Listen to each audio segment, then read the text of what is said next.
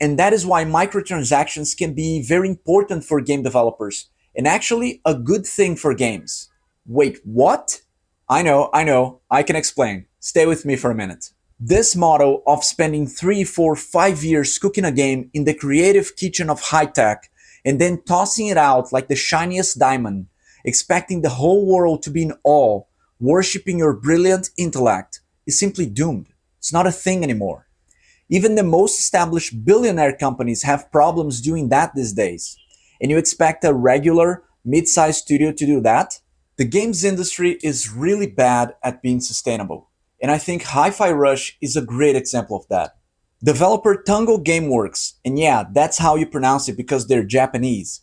They were published by Bethesda, which is part of the ZeniMax group, and Microsoft acquired them all in 2021. Shortly after, however, Microsoft decided to shut Tango down, so it sounded like the end of the entire studio. But after a while, for the save, there came Krafton, the publisher of PUBG, which acquired Tango and the Hi-Fi Rush franchise, giving players the hope for a sequel to the acclaimed action game. But you can see how studios are most of the time kind of hostages of this funding hierarchy, be it venture capitalists, publishers, or parent companies. There's always someone higher than you with the money, and they kind of do what they want. As a developer, that's not a great position to be in. And that's why I say that the games industry sucks at being sustainable, because without those practices and the eternal pursuit for money, developers cannot make games. We need a better solution than that, and from there comes the need for studios themselves to be able to generate consistent revenue without having to go through a 3 year or 5 year development cycle every time. If that is their only option to get money, then here we go again to the same creepy treadmill of doom. And that is why microtransactions can be very important for game developers and actually a good thing for games. Wait, what? I can explain. Stay with me for a minute. This model of spending 3, 4, 5 years cooking a game in the creative kitchen of high tech and then tossing it out like the shiniest diamond, expecting the whole world to be in awe, worshipping your brilliant intellect, is simply doomed. It's not a thing anymore. Even the most established billionaire companies have problems doing that these days. And you expect a regular, mid-sized studio to do that?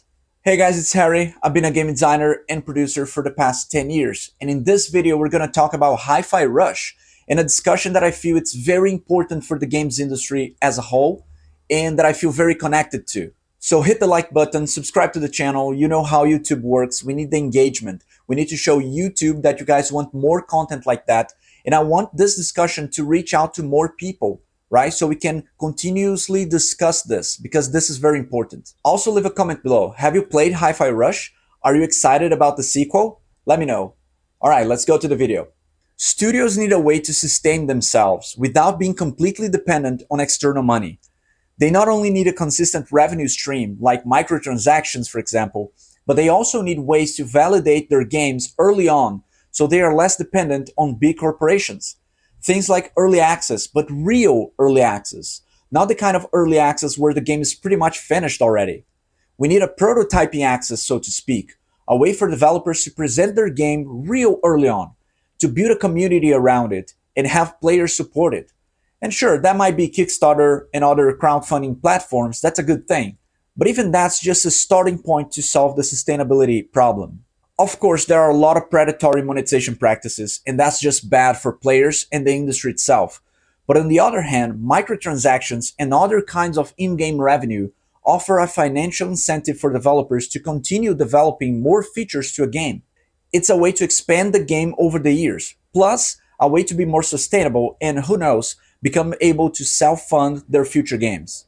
And if studios are not so dependent on publishers, investors, and parent companies, they can dedicate more time and effort to create the games they feel like creating, instead of the ones the parent company requires them to make. So in the end, it's all about which monetization practices to choose instead of others. Some of them are perceived as fair by players, and they are happy to purchase stuff and support the game, like I have done many times, while others are seen as predatory and exploitative. But it's also a good thing to have in mind that if the studios don't find a way to monetize in a healthy manner over the long term, they tend to close doors or to be acquired by a big corporation, which has a high chance of resulting in closure anyways. If the studio does not perform to the level that the parent company expects them to, eventually it will be shut down. But for Hi-Fi Rush, the launch of the game came with great reception from critics and players. The game sold more than 2 million units in its first month, which is a big thing for a game that's not trying to be the next Call of Duty or Grand Theft Auto. Both IGN and GameSpot gave it a 9, which stands for amazing. Maybe my English skills are not the best, but amazing means good, right? Sure, good enough to have the studio be shut down shortly after that. Let me explain to you how the games industry works. Games need money to be made, a lot of it, and they take a long time to be completed 3, 4, 5 years, maybe more, depending on the game. That is time paying the salaries of artists and programmers and designers and all of the amazing dreamers inside a game team, keeping the lights on. Then maybe the game gets to the finish line and it's published. And that's a maybe because a lot of projects get canceled midway through and we don't even know, we don't even hear about them. But up until launch, that also means a whole lot of marketing money needed to get the game out there. In order to do all of that, you most likely need external funding. If you think you can bootstrap your way into the games industry, you're probably playing in a very niche spot in the business. And discoverability is a real deal if you haven't got the memo. The website SteamDB estimates that roughly 50 games were released on Steam every single day in 2023. 50 games every day. Like, that's a lot of competition for the same virtual real estate. But I mean, I had a blast playing Hi-Fi Rush. The game's really got something to say, which is hard these days. It's a Devil May Cry style hack and slash with rhythm mechanics, meaning you're always concerned with blasting the enemies at the same time as you're performing perfectly timed strikes. It's fun, engaging, a different approach to combat. There are other rhythm games out there, but none feel exactly like it. The characters and the art style are so alive, especially if you enjoy the anime style. Oh, these guys are like the dude upstairs. They don't know me. See? Sup, fellow Vandalay employees? Catching the lift? The narrative is quite simple, but still the kind that you take with you after you're finished, like watching your favorite anime. The characters are memorable in their silliness. Hi-Fi Rush doesn't take itself too seriously, and neither should you. And that includes not rage quitting and throwing the keyboard on the wall when the giant asshole of an enemy breaks your entire symphony. It is sad to see how the games industry can punish even successful games and studios. Hi-Fi Rush won Best Animation at the BAFTA Award and Best Audio Design at the Game Award in 2023, and it was nominated for a bunch more. This whole thing, I think, shows the dark side of the acquisitions that have been happening in the games industry for a while. For the studio, it's great to have financial security, knowing that the giants of the industry are funding you. The Microsofts, the Tencents, the Embracers. And this is definitely an important discussion, as more and more, the search for funding is a real struggle for studios of all sizes. But then, after you've been acquired, the entire studio becomes a cog in someone else's machine. And many times the parent company has other plans, right?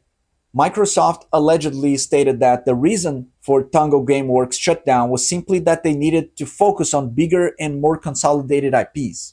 That is, Hi-Fi Rush was a success. The studio was full of incredibly talented people, and the game offered something new, and it resonated with players. But that wasn't enough. So to me, the real problem is the vulnerable position in which game studios find themselves today, and have been for a while. Games are not exactly sustainable or profitable. Games are incredibly expensive to make, and they take years to be completed. How's a studio supposed to pay the bills during this time?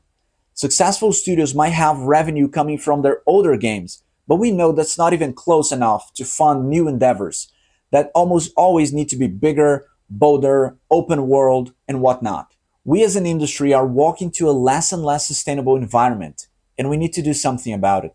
So I feel that developers and the gaming community together, we need to incentivize more and better ways for the studios to sustain themselves. That maybe should be more common to, instead of paying subscription fees to giant platforms that will probably not compensate the developers that much, we could fund the studios that we love more directly, like a continuous crowdfunding. You have stuff like Patreon that a lot of different creators are using to various extents, but that's not a thing yet for games, and maybe it should be. I love games. I have a deep passion and connection not only for the players experiencing games, but also for the industry, the talented people who work on it, the incredible technologies that go hand in hand with game tech, all of that. And I'm truly concerned with the way that the industry is spending more and more towards concentrating power in fewer giant companies. For example, today, two things that are increasingly common are for developers to get platform deals like Game Pass and exclusive deals like the ones from Epic Store.